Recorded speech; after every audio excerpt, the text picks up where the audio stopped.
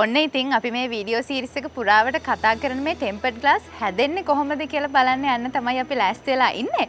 අපිත් එක්ක එරංග මහත්මයාත් ඉන්නවා. ඉතින් අපි ඇතුළට ගිහිල්ලා බලමු ඇත්තටම මේ වැඩේ වෙන්නේ කොහොමද කියලා.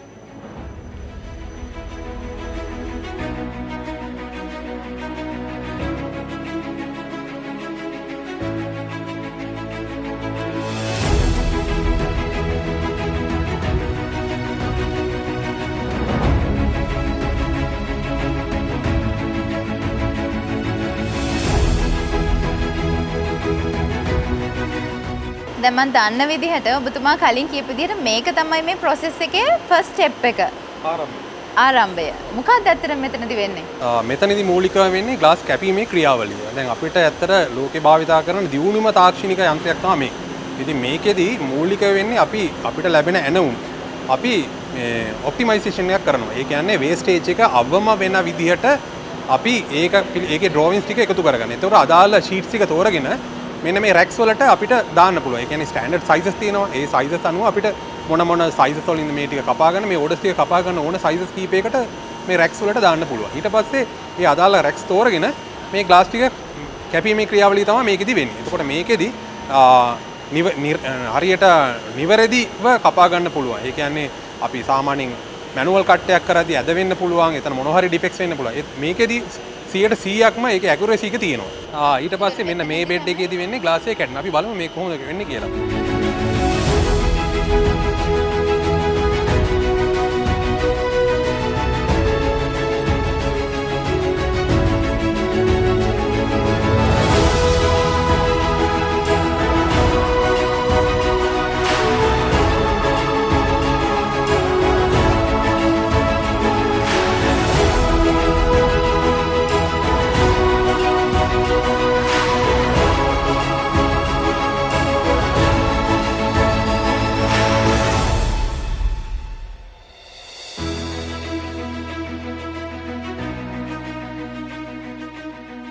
දැන් අතනින් කැපිලා යන ග්ලාසස් තමයි මෙතනට එන්නේ. එතකොට මෙතනදී මොකද්ද වෙන්නේ? හරි. මෙතනදී වෙන්නේ ග්ලාස් එහෙම කැපුණාට පස්සේ ඒකේ ෆිනිෂින් එක අපි චුට්ටක් පෙන්වන්නම්. මේක බොහොම හරිම ෂාප්. ඉක්මනට ඉක්මනට උනත් කැපෙන්න පුළුවන්. දැන් මේ වගේ තියෙන වීදුරුවක් අපි එජ් ෆිනිෂින් එකක් කරන්න ඕනේ. අපි අර විහත වීඩියෝ වල කතා වුණා වගේ දැන් මේකෙදි වෙන්නේ මෙන්න මේ ක්‍රියාවලිය අපි කියනවා ස්මාර්ට් එජින් ප්‍රොසෙස් එකක් කියලා. දැන් මෙහෙම ගන්න වීදුරුවක් මේකේ දිග පළල අපි ඉන්පුට් කරන්න ඕනේ. මේක ඊට පස්සේ මේක ඔටෝමැටික්ලි ඒකට එන්ගේජ් වෙනවා කොහොමද මේ ටික කෙරෙන්න ඕනේ කියලා.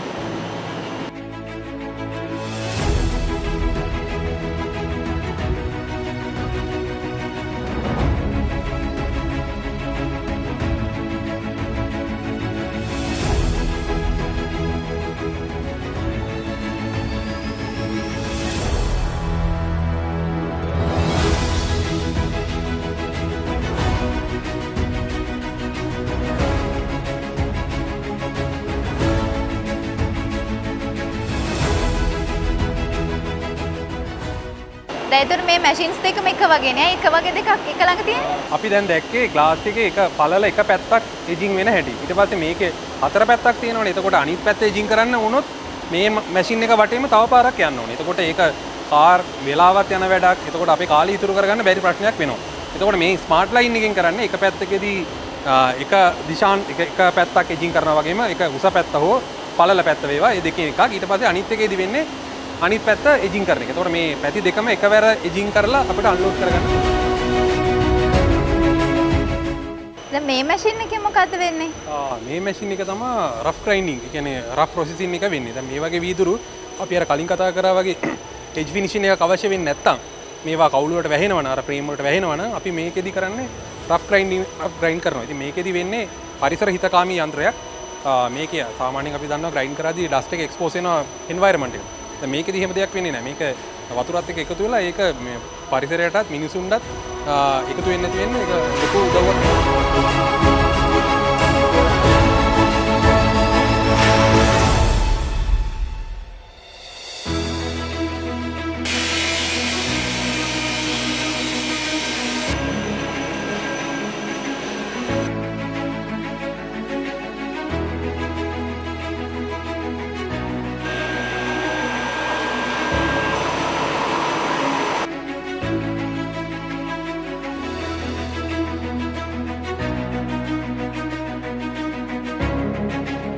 හරි දැන් අපි දැක්ක ග්ලාස් එක කපන හැටි ග්ලාස් එක එජ් කරන හැටි ඊට පස්සේ රෆ් ග්‍රයින්ඩින් කරන හැටි දැන් ඊළඟට එන්නේ අපේ අදාළ ඩ්‍රෝවින් එකට අනුව ග්ලාස් එක හදන්නේ කොහොමද කියලා. කියන්නේ මේ තියෙන්නේ ප්‍රී ප්‍රොසෙසින් ඒරියා එක. මෙතනදී වෙන්නේ අපි අර අදාළ ඩ්‍රෝවින් එකට අනුව ග්ලාස් එකේ ප්ලේස් කරනවා. ඒ කියන්නේ අපහසු හෝල් කට් අවුට්ස් හැන්ඩල් ඩීටේල් ටික මාක් කරනවා.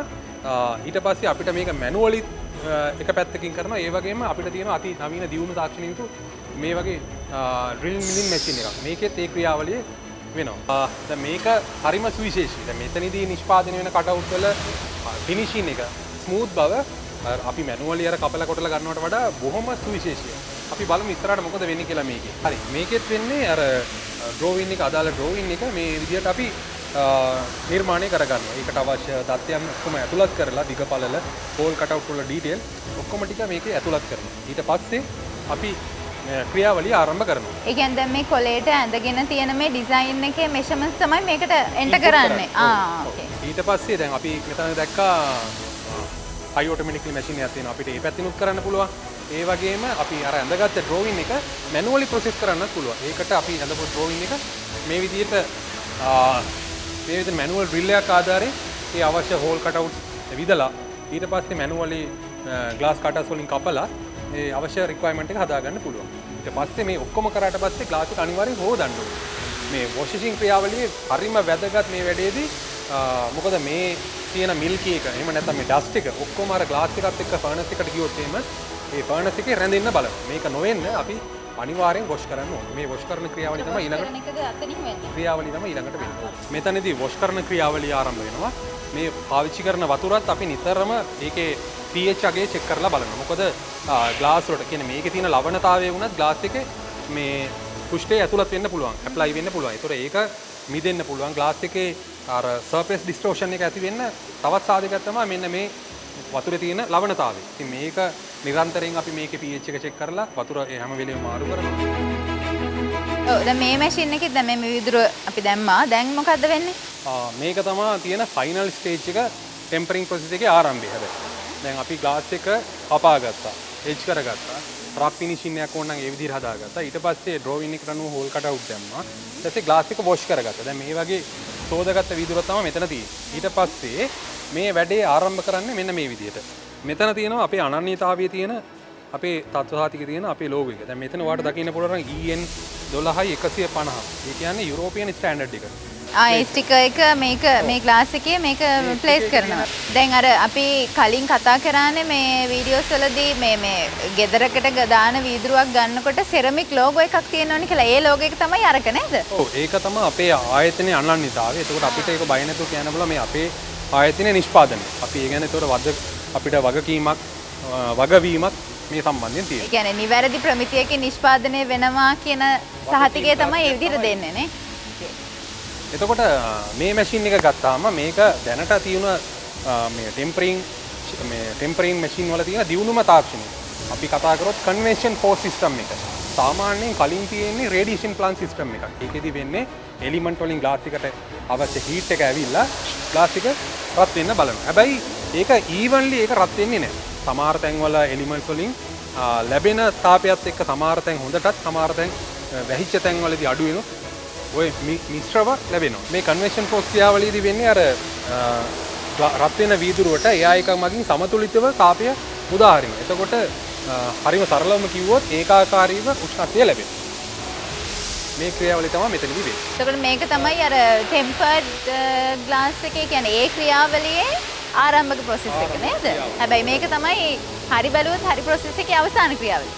ඔව් මේකෙදී පස්සේ අපි අර වගකීමක් ගැන කතා කරන්නේ. එතකොට හීට් ෂොක් ප්‍රොසෙස් එකක්. එතකොට තව ඉදිරියට එක පියවරක් තියෙනවා. දැන් මේකට අපි කියන්නේ ෆර්නස් එක. මේක අපි සරලව කිව්වොත් එහෙම උදුන. මේකෙදි වෙන්නේ ග්ලාස් එක රත් වෙනවා. මේක ඉහළත් පහළත් අවශ්‍ය උෂ්ණත්වයට ග්ලාස් එක රත් වෙනවා. ඒකට අදාළ යම්කිසි කාලයක් ලබා දෙනවා. ඒ කාලය තුල මේකෙදි රත් වීම පටන් ගන්නවා. අපිට ඕන නම් මේක ඇතුළ බලන්නත් පුළුවන් මේ පැත්තෙන්.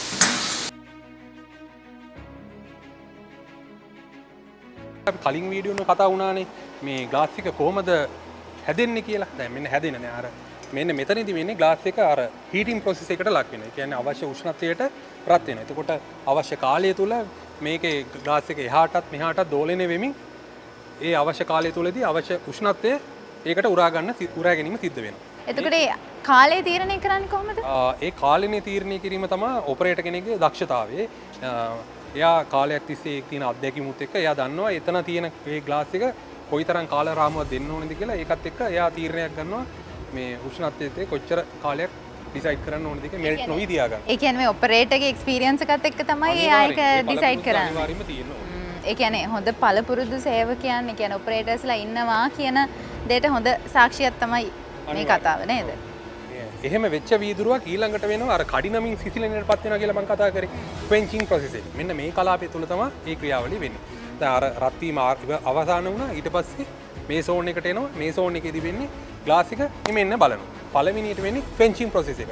මේකේ සමානුපාතික එයා අර අපි කිව්වේ ග්ලාස් එකේ මේ ග්ලාස් එකට මොකද වෙන්නේ කියලා. අපි එතනදී කතා කරේ අර සම්පීඩනයත් ටෙන්සයිල් ස්ට්‍රෙස් එක ග්‍රෝ වෙන්නේ මෙන්න මේ මෙතනදී තමයි ඒ කාරණාව සිද්ධ වෙන්නේ. ඊට පස්සේ මේ ක්වෙන්චින් ප්‍රොසෙස් එක ඉවර වුණාට පස්සේ මේ තුලම ග්ලාස් එක නිමෙන්න බලමු. මොකද අපිට ඒ රස්නින් අපිට බා ගන්න බෑනේ. එතකොට කූලින් ප්‍රොසෙස් එකක් වෙන්නේ මේකේ. මේ කූලින් ප්‍රොසෙස් එක ඉවර වුණාට පස්සේ අපිට ග්ලාස් එක අන්ලෝඩ් කරගන්න පුළුවන්. මේ ක්‍රියාවලියෙන් පස්සේ මෙතනින් අන්ලෝඩ් කරගන්න පුළුවන්.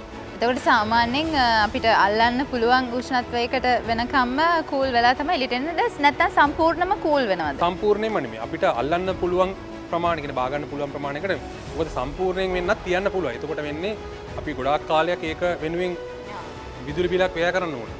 ඒ කාලය අවම කරගන්න පුළුවන් අපිට ඒකට අවශ්‍ය නිමෙන්න ඕන කාලයක් දුන්නා නම් මොකද අපි ඒකෙන් බලාපොරොත්තු වෙන්නේ අපිට පහසුවෙන් බා ගන්න පුළුවන් කාලයක් තිබුණා නම් ඇති. සත්‍ය තිබුණා නේද? ෆ්ලැට් ප්‍රොසෙස් එක ගැන අපි කතා කරා. එතකොට බෙන්ඩින් ප්‍රොසෙස් එක මේකෙදි මේ විදිහට වෙන්නේ. මේ අපිට අදාළ රේඩියස් එක අරගෙන මේකේ අපි ඒක හදා ගන්නවා. කලින් ඊට පස්සේ මේ විදිහට හදාගන්න රේඩියස් එක හදලා මේ අවශ්‍ය රේඩියස් එක හදලා ඇඩ්ජස්ට් කරාට පස්සේ අපි ක්‍රියාවලිය ආරම්භ කරනවා. එතකොට අර ග්ලාස් එක අවශ්‍ය ග්ලාස් එක ලෑස්ති කරලා ග්ලාස් එක අර පැත්තෙන් අපි ලෝඩ් කරන්න පටන් ගන්නවා. මොකද මේ පැත්තෙන් ලෝඩ් කරද්දි මොකද වෙන්නේ?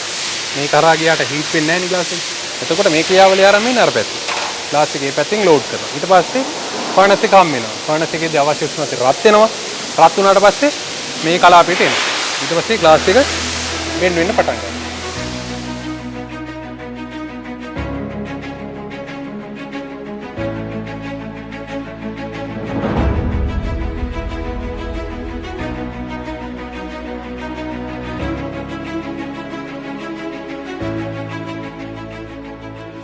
මේ තියෙන්නේ කර්ව් කරපු ෆයිනල් ප්‍රොඩක්ට් එක. දැන් මං හිතන්නේ මේක තමයි මේ ප්‍රොසෙස් එකේ ලාස්ට් ස්ටෙප් එක. එතකොට මෙතනදී මොකද්ද වෙන්නේ?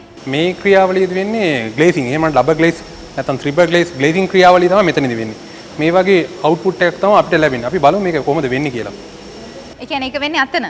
නෑ මේක ආරම්භය වෙන්නේ මේ මෙතනින්. මේක අපි මේ ඔක්කොම වැඩේ කරගන්න කලින් මේ ස්පේසර් එකට. දැන් මේකටනේ අපි ග්ලාස් දෙකක් අලවන්නේ. එතකොට අදාළ දැන් අපි කස්ටමර් ලබා දෙනවා මේ කොච්චර යාගේ යුනිට් එකේ ටෝටල් යුනිට් එකේ විත් එක.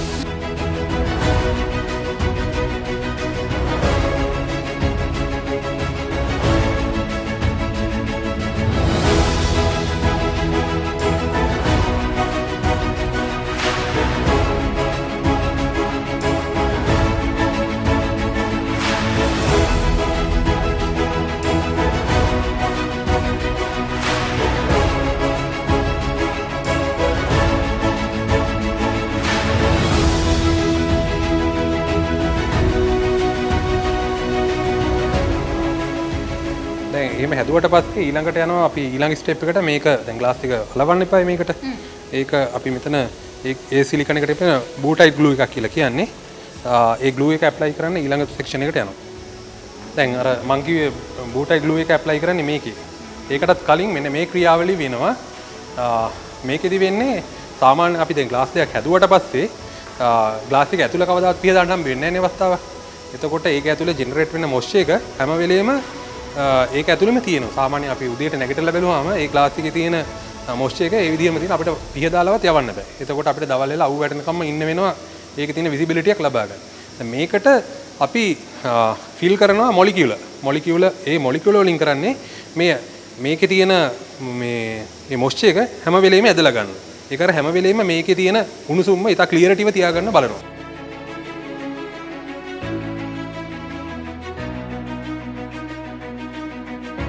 අපි මේකට පුරවගත්තට පස්සේ මේ ග්ලාස් දෙක කලවන්න ඕනේනේ.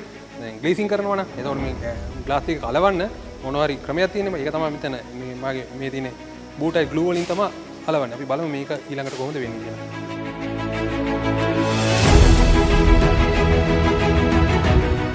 දැන් මේ ග්ලාස් එක හොද ගන්න ඕනේ. මොකද අපි ග්ලේස් කරාට පස්සේ මේක ඇතුලේ වයිප් කරන්න අවස්ථාවක් හම්බෙන්නේ නැහැ නේ. එතන ඊට පස්සේ වෙන්නේ පළවෙනියට මේක පළවෙනි පැනල් එක වොෂ් කරනවා. ඊට පස්සේ මේ තමයි වොෂින් ලයින් එක. ඊට පස්සේ දාපු වීදුරු මේකේ වොෂ් වෙලා ඊට පස්සේ මෙන්න මේ සෝන් එකට එනවා.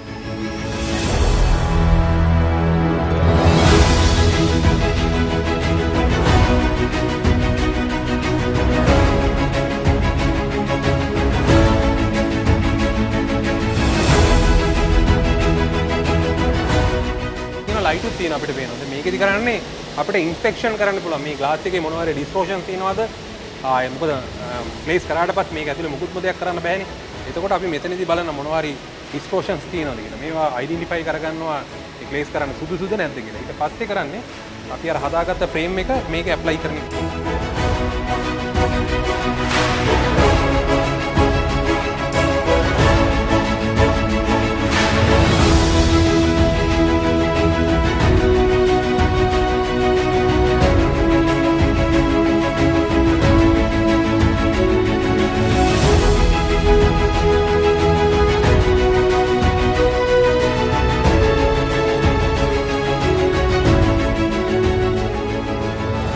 ප්‍රශ්නයක් තියෙනවා අර දැන් අපි කලින් සඳහන් කරන්නේ මේ වගේ වීදුරුවක් මිලදී ගන්නකොට සලකා බලනොත් කරුණ මොනවද කියලා අර ඔයාලා කියපු අර මෙන්න මේ ලාංඡනේ ඒක තමයි අපේ ආයතනයේ තියෙන ලෝගෝ එක. කියන්නේ අපේ ආයතනයේ තියෙන ආයතන සන්නාමය.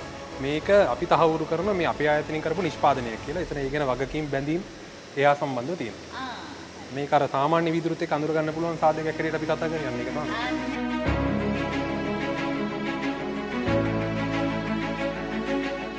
හරි එතකොට මේ පැනල් එක මෙතෙන් ආවා.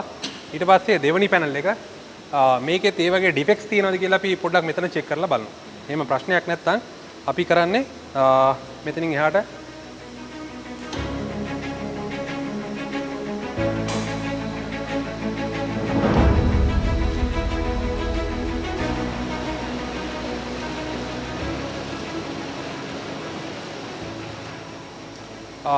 දැන් අර අපි ගත්ත ස්පේසර් එක ඊට පස්සේ අපි ඇප්ලයි කරපු බූටයිල් එකට පළවෙනි මෙන්න මේ ක්ලාස් දෙකම එකිනෙකට හොඳට මනා සම්බන්ධතාවයක් ඇති වෙනවා. දැන් අපිට වුණත් අතින් ඈඩ් කරන්න බැරි විදිහට පොඩ්ඩක් එකිනෙකට ඇලවිලා. දැන් මේ A part එක ඉවරයි. දැන් ඊළඟට වෙන්නේ මේකෙදි ෆයිනල් B part සිලිකන් එක ෆිල් කරනවා. දැන් මේ වගේ ක්ලාස් එක සම්පූර්ණ මේ හිදස පුරවනවා සිලිකන් වලින්. මීට දැන් එක එක කස්ටමර්ස්ලාගේ රික්වයර්මන්ට් එකක් තියෙනවා ආගන් ෆිලින් එක. ආගන් කියන්නේ නිෂ්ක්‍රීය වායුව.